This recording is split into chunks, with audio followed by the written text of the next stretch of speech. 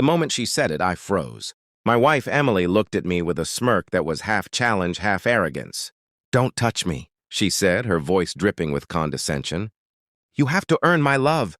I remember standing there in our dimly lit living room, the hum of the city outside barely reaching us, my heart pounding like a war drum.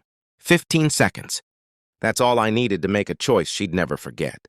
Emily had always been strong-willed, fiery, the type who ruled every room she entered. I, on the other hand, had been patient, sometimes too patient, letting things slide, believing love was mutual. But tonight something shifted. I didn't argue. I didn't beg. Instead, I walked calmly to the study, where I kept a box of memories from our first year together.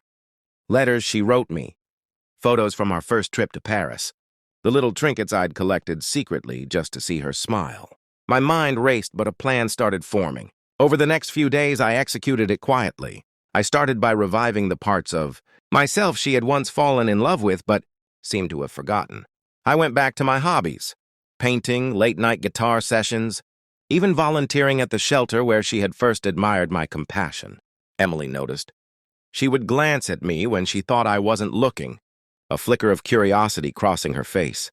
But the real shock came when I took control of our home life. I transformed the apartment. With little touches she used to adore, fresh, flowers on the table, her favorite coffee ready each morning, a playlist of songs that reminded her of our happiest moments.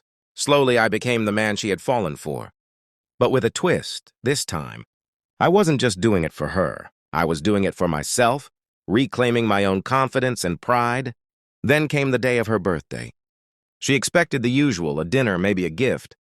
But when she walked into the living room, her eyes widened, her jaw dropping.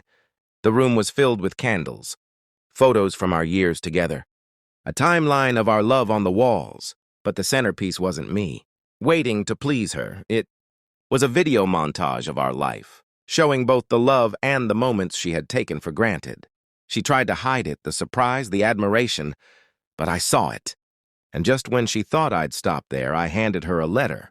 She unfolded it slowly. Every word was honest, every emotion raw.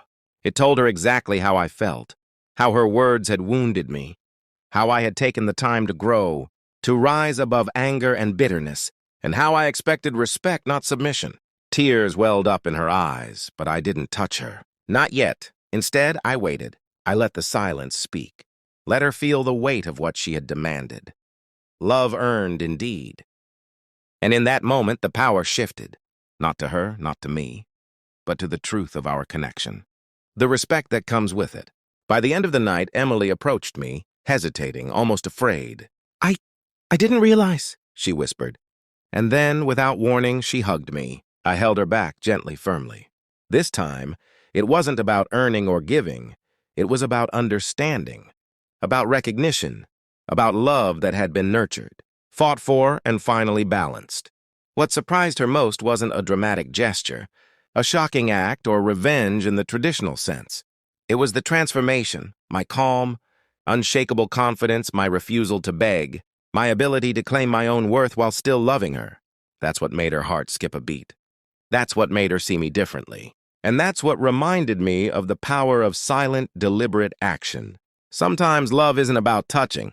It's about standing strong, being patient, and letting your actions speak louder than words ever could. And in that quiet, potent way, I showed her the love she thought she was controlling, but instead, she finally felt it in full.